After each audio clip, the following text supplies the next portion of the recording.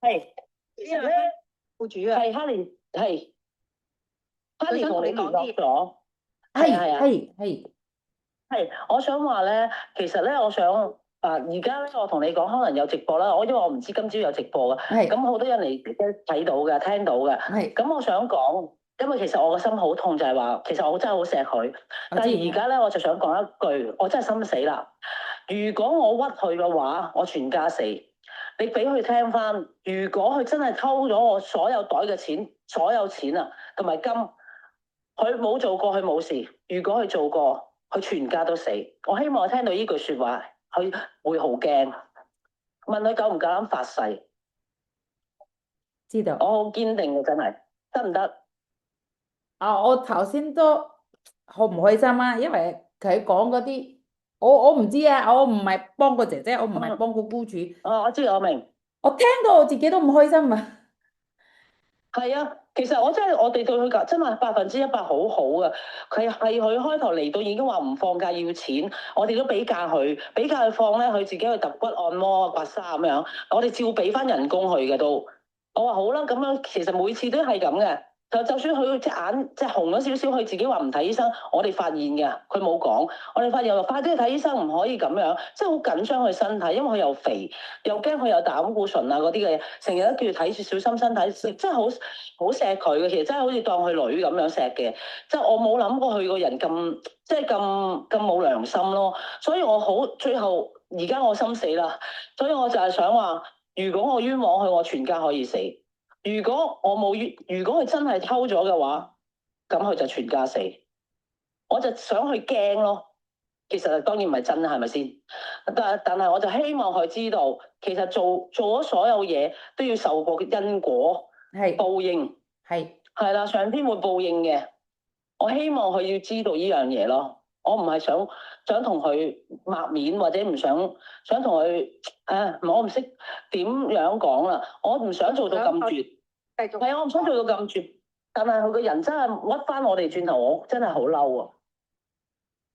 我頭先都係啊，我唔識講嘅，因為佢同我講嘢都好滑咁樣。嗯，可能你可以問翻個另外一個姐姐，頭先我都誒，你明唔明啊？我唔識講，佢係印尼人。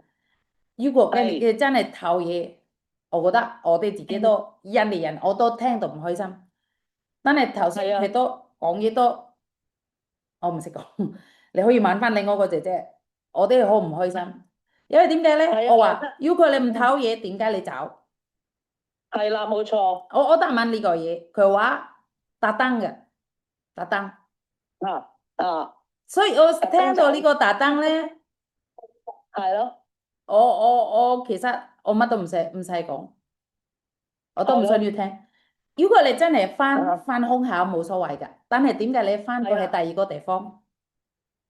嗯，所以我其實係啦，聽到我唔知邊個啱邊個唔啱啊，我唔知啊。我嗯，我我唔係嗰我明白，啲，係啊，我唔係個係 court 嗰啲。但係我聽我知道，到你都頭先同我傾有心嘅，希望大家傾好嗯，啲。點知係啊，姐姐答覆我咧，令我冇嘢講。佢都唔敢同我再對話，係啦，我頭先想要你哋傾啊嘛，因為我係中間嗯嗰啲人，我希望我唔收佢錢，我唔收你錢，我唔會幫你嗯哋嘅，我唔嗯，幫你哋嘅。係但係解決個問係係係題，點樣可以係啦，可唔可以傾啊？可能佢唔投嘢咧，可能佢實喺邊嗯，咧，可能啊，你明唔明啊？係啦，佢可能唔投嘢，冇錯，可能你哋唔記得咧，係咪先？有機會啊嘛。係，嗯，我希望冇錯，如果佢肯傾，誒頭先我知㗎，你霸喺嗰邊啊嘛，唔係我攞㗎嘛，咁可以㗎嘛。但係如果一個係唔啊係啊，肯對話，咁嗯我真係冇嘢講咯。因為頭先我講俾佢聽，不如我打電話過去啊，私下傾，係啊啱唔係啊，啱啊？但係佢話啱唔使，啊啱啊，咁佢問我，你覺得對唔住太太？冇啊，係，冇啊，咁我答對唔住個姐姐咯，佢仲要話冇啊，係啊，啊，所以。你真係好心痛啊令我，你可以問翻你個姐啊姐識印尼話嗰啲咧，解釋俾你聽，啊，逐個頭先我嗯嗯可以拉翻嘛，所以嗯，聽到我真係聽到嗰啲我唔知點啊，樣解釋，因為我真係唔幫姐姐啊，我都唔幫你，係我唔識你，我都唔啊，識姐姐，我覺得係啦，冇錯冇錯，即係攞個公道同埋係啦，因為點解咧？大家清楚，因為我唔想要係似另一個僱主，唔可能唔係你㗎。我驚嗰啲，因為係啦，佢咁樣走路咧，僱主會諗下，喂，我而家旅行，不如我攞你個 passport，我驚你陣間走路啊嘛，係咪先？係而家冇錯，好多僱主我哋會諗呢太信啲嘢。佢啊。太信佢，我由頭到尾都冇攞佢個passport 嘅。唔係開頭有嘅，但係一個月之後定2個月係要攞 ID 咧，之後就覺得佢好乖，即係覺得佢好乖就俾佢自己 keep 啦，唔驚啦咁樣，所以好信任佢咯。即係從來未試過咁信任一個工人姐姐嘅，但係佢真係令到我好信任，亦都令到我最心痛一個，真係好痛，今次真係好痛。因為我聽到特錢我登咁樣冇咗，咧，我係啊，我我我我我我心啊，我唔識嗯講啊，而家變咗，我聽我問佢哋一次咩意思啊？特登咯。啊，特登點解要走到咁遠咧？所以我問佢點解你係第二個，佢話因為佢個眼有問題，因為佢想要按嗯摩。咁我問翻佢係咪啊真係你個地方冇？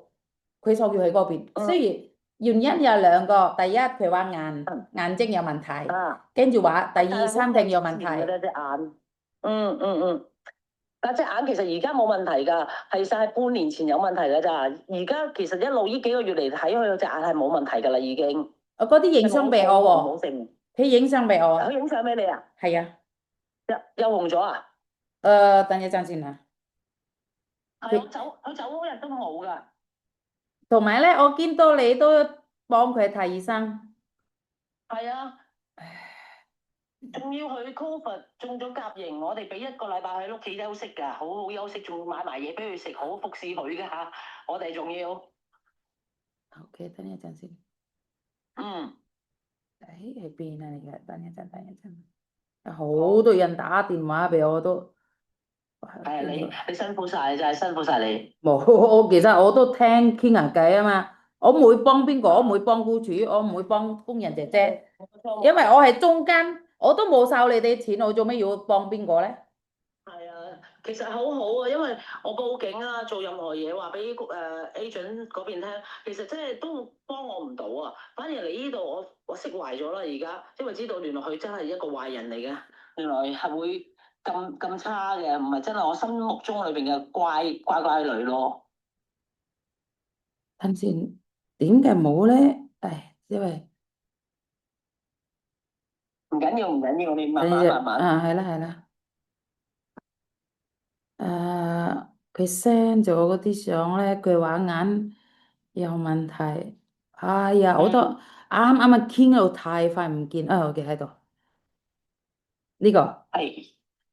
你個姐姐係咪睇緊做夢啊？可唔可以睇啊？因為我可以 forward 俾你。等陣，我俾芝芝好，俾阿詩詩啊，我叫佢睇啊。芝芝啊。OK，好啊好啊，俾芝芝係呢個。都俾你 send 我另外一部電話俾我睇啊！哦，呢個。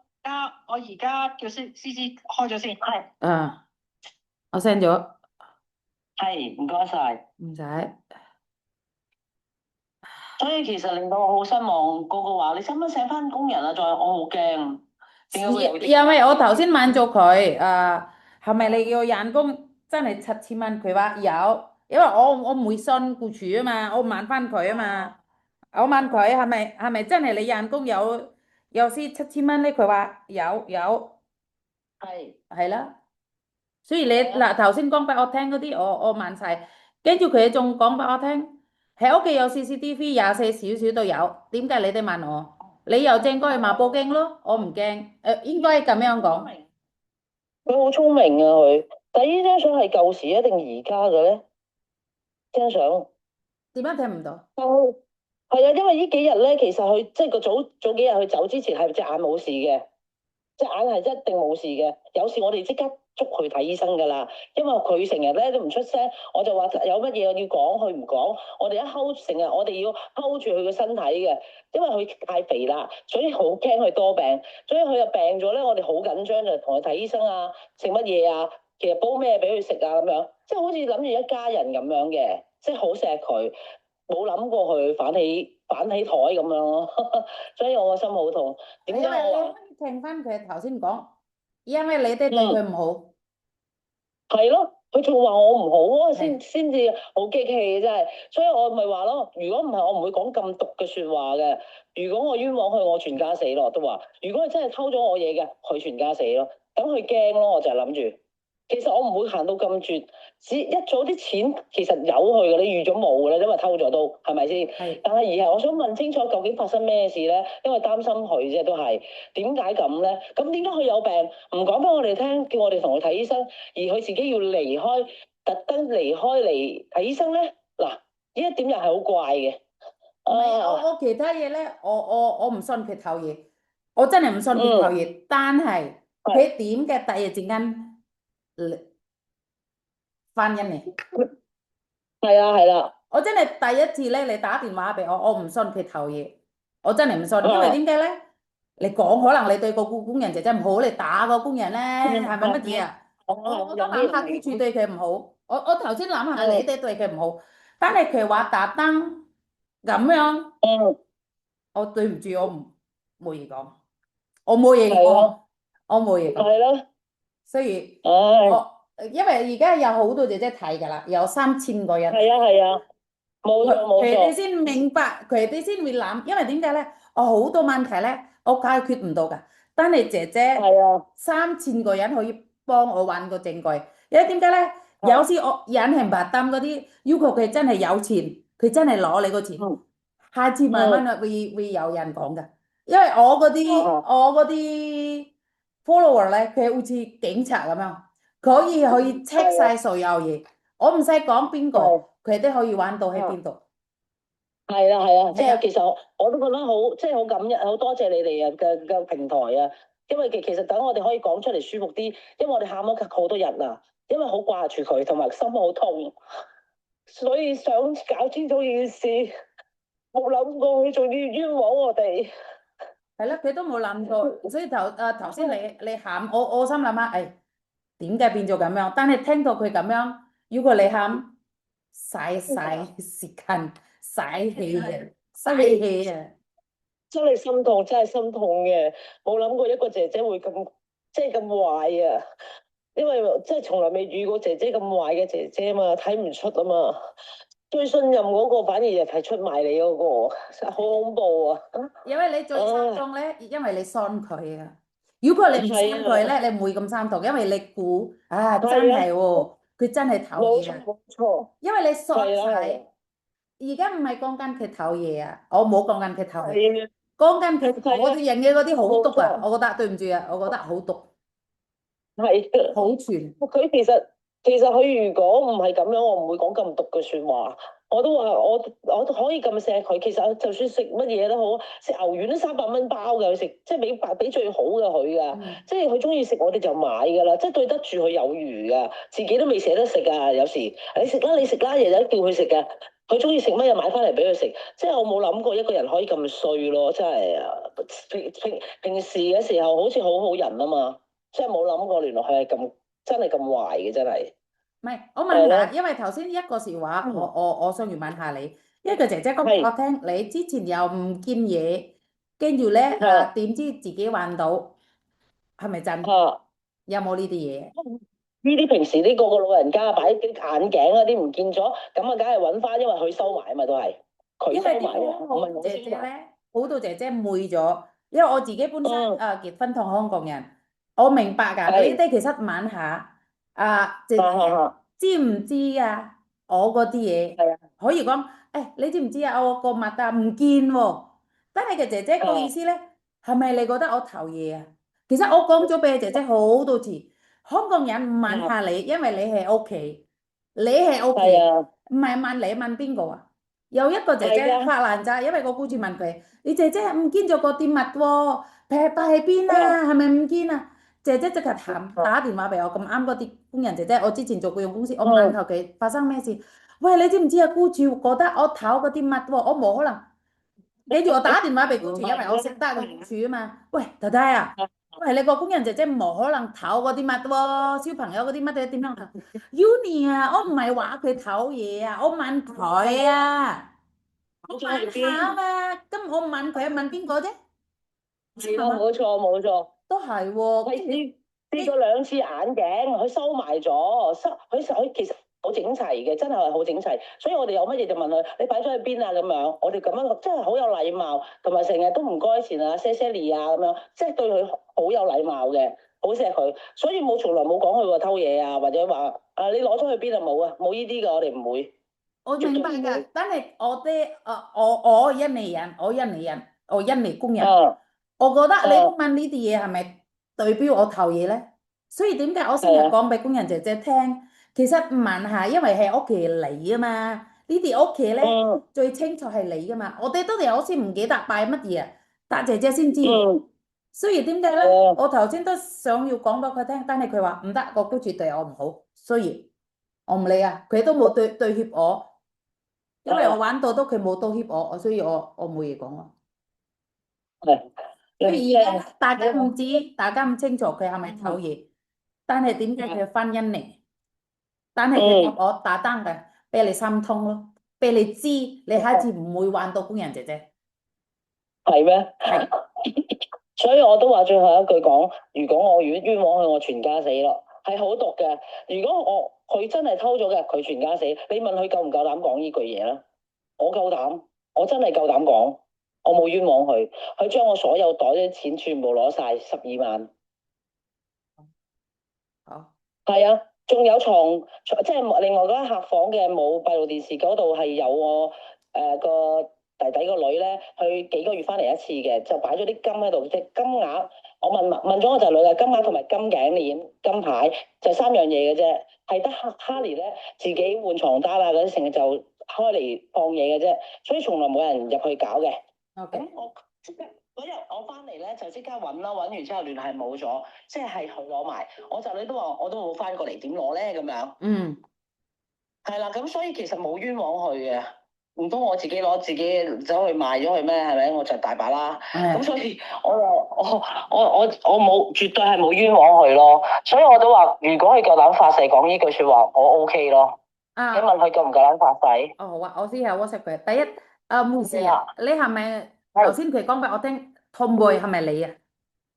係啊係啊係啊係啊，我係你嘅，所以你唔係個係僱主啊嘛。唔係喺度啊，僱主喺度，可唔可以講俾僱主聽？因為佢喺度喺度。講俾我聽，唔係僱主，佢都唔想要聽啊嘛。哦哦哦哦，你同僱主講，你同佢講。你好啊，你好啊。好，你好，你好。你頭先聽晒嗰啲我同個姐姐傾下偈，可能你哋唔明，但係佢頭先講，我 mention 俾我聽，嗰啲唔係我僱主㗎，嗰啲係 Tomboy，所以我都唔知邊個 Tomboy 係咪工人姐姐 Tomboy 係咪僱主 Tomboy，我唔知啦。所以你係僱主㗎，啱唔啱係啊係啊，啱啱啱。？Oke,好啊. Mbak Harni, ini masih kamu. Dia bilang kalau kamu tidak mengambil, jadi saya tidak menuduh. Kalau kamu tidak mengambil, boleh nggak kayak bersumpah gitu bahwa kamu tidak mengambilnya? Boleh nggak, Mbak Harni ya, tolong ya. Jadi wes clear lah. Kamu juga Tatang pingin punya efek jera kemajikan. Tatang Fanyen nih sudah ya udah oke. Tapi saya cuma pingin bilang, ini majikanmu minta disumpah nih. Bisa nggak sih? Jangan sumpah pocong, Rek. Aku takut. Sumpah aja bahwa kamu tidak mencuri. Bener nggak? Biar ini tidak menjadi fitnah. Boleh nggak Mbak Harni? Izin Mbak Harni. Jadi kalau memang ini majikanmu ya, bukan yang tomboy ya, ini majikanmu sendiri yang ngomong ya. Jadi boleh nggak kamu bersumpah bahwa kamu tidak mencuri? Ya, paham ya? Kalau di penjara nggak Mbak, soalnya Mbak Harninya udah pulang. Ini mungkin tadi orang-orang yang dari Cilacap mengatakan bahwa bisa mencari Mbak Harni, cuman minta sumpah aja deh. Kalau memang mencuri ya saya nggak tahu itu dampaknya nanti karma yang akan mencari. Jika enggak, ya udah sumpah aja Mbak Harni. Sebentar ya, saya SMS Mbak Harni belum ada jawaban. 好，因為我打算要聽個故事講一個笑話，可能俾姐姐聽到啊，或者係可唔可以講俾姐姐聽？如果佢而家睇緊，即係而家 Honey 喺度，唔係佢喺哦，佢間大樓。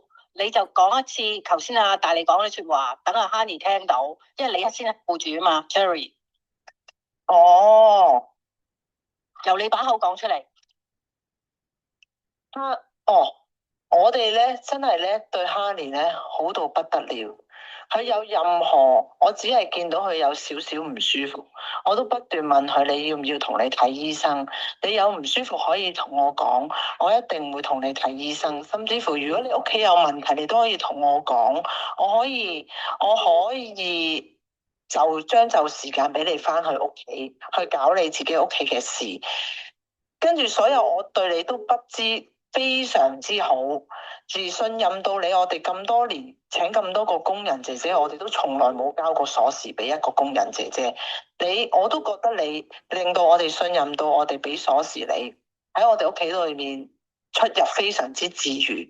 而你喺你走嗰一日，喺我一個冇閉路電視下嘅房擠咗12萬，你竟然可以我係其實睇到另外有閉路電視嗰3部閉路電視，我睇到你非常之有部署、有計劃地去偷我嗰啲錢，然之後仲做晒所有嘅掩飾，喺個鏡頭前扮晒攞吸塵機。但係平日如果你真係做嘢嘅話，你個褲袋係會夾住條毛巾㗎。但係你嗰日仲要係唔會戴手錶㗎，但係你嗰日你戴住隻手錶即係出街啦，跟住之後仲要象徵式揸個吸塵機就出翻嚟，跟住其實你就係入去我嗰間房度偷錢，跟住亦都你其實9點幾已經離開咗我屋企㗎啦，我10點幾打電話問你喺邊嘅時候，你繼續聽電話喎，你個計劃非常之好喎。你繼續聽電話同我講，太太我喺迷你倉啊，幫你攞緊嘢啊。但係其實你冇再翻過嚟我屋企㗎啦，閉路電視睇。跟住你仲要驚你出境之前我會揾你，令到你嘅計劃有破綻。你仲要11點半無啦啦無端端 send 一張牛肉相俾我，話俾我聽，我買咗牛肉俾你嚟整牛肉汁啊。等我放心，你係喺我屋企度做嘢，但係其實你全部都冇出現噶。你所謂嘅係啊，佢9點幾已經出咗去噶啦，冇再翻過嚟我屋企。其實佢已經可能去緊機場噶啦。你咁有計劃去做咁多呢啲嘢，我當然啦。我第一日睇到嘅時候，其實我好心傷嘅。我仲要望住個閉路電視，雖然你真係走咗咁樣不顧而去。但我都仲為咗你去喊，我會覺得唔捨得你。點解你會咁樣走咗去？每一次我都同你咁樣睇咁多醫生，唔緊要。你而家其實你係有目的地，亦都有計劃地喺我一啲沒有閉路電視嘅房間去偷錢嘅。咁唔緊要，我知道我而家係同你口同鼻拗噶啦。我哋而家即係等個天啦，等個天去定奪啦。如果你夠膽發誓，我話俾你聽，我哋好肯定冇其他人嚟過我哋屋企，而亦都好肯定我哋嗰度係有個堆錢喺度嘅。因為我出發前我都開過嗰個袋，喺入面啲錢喺唔喺度嘅。如果所以我可以好堅定咁樣發誓。如果我哋係冤枉你攞咗我哋啲錢，我哋全家死。但如果你真係攞咗我啲錢，而你而家話係冇，咁你夠唔夠膽發誓？你全家死，尤其是你嘅媽媽同你嘅女。我唔知道你作為一個媽媽，你第日我唔知你個女嘅社交平台啲同學仔。將來話佢媽媽係一個賊，會點樣咯？你有冇為你個女去諗下一個做賊嘅媽媽係會點樣咯？哦，我知道你頭先係有俾到張相阿 Uni 小姐睇你隻眼，但係你係咪現場咯？我好記得我離開最後一日見你嘅時候，你隻眼係冇事嘅。相片喺網絡世界裏面咧，好容易整。你半年前真係有事噶。你嗰陣時影低咗喺你相機，你而家俾翻 Uni 睇都得㗎，所有嘢都可以學你話齋咯。你冇證據啊嘛，係咪？你俾張相我唔代表一個證據㗎。係我都係同你行同一條路嘅咋。你夠膽就發誓，如果你真係冇攞到我啲錢走嘅話，如果你真係冇攞到，但係如果你其實係有攞到我啲錢走，但係你而家話冇，你全家死。你總之如果有攞到我啲錢，你就全家死。你夠膽發誓，你攞咗我啲錢，你全家死。你冇攞到，你唔需要驚㗎。你唔需要，你全家唔使驚㗎，因為你真係冇攞到啊嘛，你咪唔會全家死咯。但係如果你攞咗我啲錢，你真係會全家死咯。但係如果我冤枉你嘅話，我都會全家死咯。我只能夠最後同你講呢一段嘢啦，Honey。OK，你真係令我好失望。Oke, oh iya kong yan wa. Holang ika hani thai kan oh live kan. Jadi sekali lagi aku translate dalam bahasa Indonesia ya teman-teman ya sampai merinding saya. Karena tadi saya tidak meminta sumpah ya. Ini kalau dalam bahasa Indonesianya bisa dibilang sumpah pocong ya. Di mana ini majikan Hong Kong mengatakan sorry, merinding banget saya. Majikan ngomong bahwa jika saya menuduh kamu tidak benar, saya rela seluruh keluarga saya meninggal dunia. Tetapi jika kamu juga berani bersumpah bahwa kamu keluar dari Hong Kong tidak mengambil apapun dari majikan, kamu bersumpah bahwa kalau sampai apa yang kamu sampaikan itu tidak benar, seluruh keluargamu akan membayarnya. Membayar dengan nyawa juga ya teman-teman ya. Jadi ngeri ya, ini sumpah dari Hong Kong ya teman-teman ya. Ini pertama kali orang Hong Kong minta sumpah. Oke, dia tidak menuduh kamu mencuri. Dia hanya ingin bilang, berani nggak kamu bersumpah bahwa kamu tidak mengambil apapun dari rumah majikan. Bersumpahlah bahwa saya tidak mengambil apapun dari rumah majikan saya. Jika saya mengambil apapun itu, barang majikan, saya rela seluruh keluarga saya meninggal dunia karena kesalahan saya. Nah, ini sudah bukan berbicara tentang polisi lagi, ini bukan berbicara tentang harkat dan martabat, tetapi ini karena sudah jauh, Mbak Harninya udah nggak ada di Hong Kong, posisi ada di Batam. Nah, mungkin bisa di-share teman-teman, Mbak Harni udah ketemu sama saya sudah SMS, tapi Mbak Harninya belum jawab, saya hanya minta, majikan hanya minta satu, sumpah aja. Jadi Mbak Harni, saya yakin kamu nggak mencuri, berani nggak bersumpah? Kirim videomu, dan kamu bersumpah bahwa apa yang dituduhkan majikanmu tidak benar. Jadi cuma satu aja ya pedomannya. Kalau kamu berani bersumpah, kita angkat dalam video, kita masih bisa percaya apa yang kamu sampaikan. Tetapi jika kamu sama sekali tidak membalas sumpah majikan, karena majikan sudah bersumpah sekarang ya. Majikan sudah bersumpah sekarang. Saya tidak ikut campur ya, karena saya tidak dapat uang dari majikan, saya nggak dapat uang dari Mbak Harni. Saya tidak membela. Artinya apa? Hati-hati kerja di rumah majikan. Sekarang saat polisi tidak bisa bertindak, karma yang akan berlaku. Ngeri loh ya. Ini sumpahan pertama majikan Hong Kong loh. Ke orang Indramayu ya. Ini tolong Indramayu hubungin keluarganya untuk ngasih tahu Mbak Harni ya. Biar kita semua tidak main-main. Karena ini sudah beda negara. Polisi Hong Kong nggak akan datang untuk menjemput dia, tetapi ini adalah hukum alam. Hukum alam, menabur dan menuai. Sekali lagi ini adalah hukum alam ya. Karena dampaknya itu bukan sama kamu Mbak Harni, dampaknya pada kita. Kita semua. Itu majikannya punya pembantu, akhirnya pembantunya tidak dipercaya lagi. Oke Mbak Harni muncul. Jadi tolong klarifikasi sekali lagi. Tadi kan saya nanya sama kamu, jika majikanmu ada di depanmu, apa yang ingin kamu katakan? Dan kamu katakan, saya tidak ada yang harus saya sampaikan. 同埋咧，頭先我問咗姐姐，要求我當我係你個僱主，你而家同我傾下偈，有冇嘢講俾我聽啊？佢話冇，係佢係咁樣講啊嘛。因為我希望佢講乜嘢我都希望啦，但係佢話冇嘢講。冇錯，係，唉。我真係我而家聽完佢，其實我哋本來一直都仲希望佢係有啲乜嘢原因唔走。可能因為你頭先講俾我聽，因為佢個老公唔好嘛。雖然我話佢老公唔好都唔好原因啦，攞嗰啲錢唔係呢個原因嘅。所以點解話唔係呢個原因？點知真係唔係呢個原因？其實我本來有諗過佢一個好嘅原因嘅，我知道佢好錫佢個女，我亦都明白做媽媽佢未離開過個女嘅，好明白佢要離開要照顧個即係同個女分開咧，佢係好傷心嘅。所以其實我係有諗到一點咧，佢係因為見到嗰嚿錢，而嗰嚿錢其實足夠佢喺印尼3年都唔需要做嘢噶啦。咁佢其實就可以攞住嚿錢翻去同個女一齊讀幼稚園啊，開心咁樣攞多3、4年嘅成長，睇住佢個女而家4、5歲，最緊要嗰段時間去成長。我亦都有將心比己去諗佢，其實係因為咁嘅原因，都想原諒佢嘅。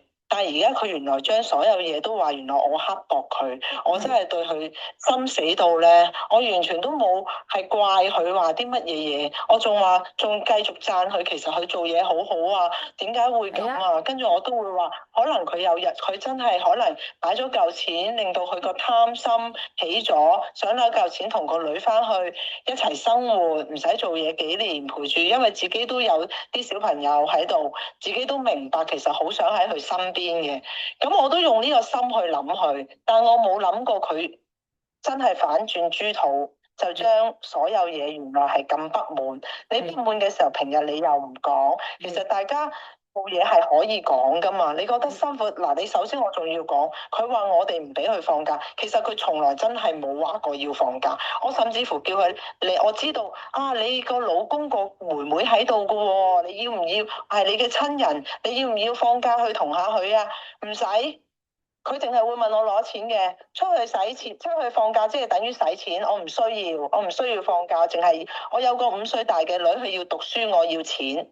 佢仲成日咁講，但係我都驚佢辛苦啊，所以我照一個月俾2日佢，叫佢哦，你唔出去啦，唔出去咁你喺屋企休息啦。但係我照俾錢你，我仲有呢啲咁嘅福利俾佢，但係我唔明白點解佢全部可以倒轉晒嚟講咯。真係你講嗰啲咧，佢話唔係咁樣咯。所以點解咧？我成日講俾姐姐聽，係香港，你冇講俾我聽你要錢，你要放假，你要放假，你冇講俾我聽啊，我唔需要放假。呢個其實做人你冇可能2年冇放假㗎，一個月一次都可以嘅。你冇可能你唔成日話要錢，因為你會黐線嘅。呢個係事實，我成日講俾姐姐聽，你冇呃你自己啦，你冇呃僱主。喺香港我唔使放假，但係真係到香港佢肯定要放假。你信我啊？原來係咁，我而家知啦。你而家咁樣又搞識我啦，所以我都話原來其實佢話唔使放假係要放假，但係我都真係有俾佢放假啊嘛，都唔係啊，因為姐姐咧成日咧，我覺得我估可能，所以點解成日我講我點解我 educate 個姐姐咧？因為個姑住諗唔到你諗緊乜嘢啊，我唔知你想要乜嘢啊，你要講啊嘛。但係佢講好係啦，驚，你唔講仲更加驚。有你係啊，講俾僱主聽咧，有兩個，你有兩個 resort 啊。第一，僱主唔中意炒你；第二，僱主中意，跟住對你好好，因為知你個意思啊嘛。咁你乜都冇講，大係啊，家唔知，我唔知，你唔知，我唔知，咁係點啊？係啊，係啊，冇錯啊。所以點其實佢自己咁樣，係佢如果佢就算而家咁樣不顧而去偷走咗，就嗯咁冇通知我之下走咗，其實佢都爭我1個月代通知金㗎。係啊佢其實都係違約，佢都係犯法嘅，佢係都仲爭我1個月㗎，係，有句話翻啦，係翻一年，咪先？佢有2個月前啊嘛。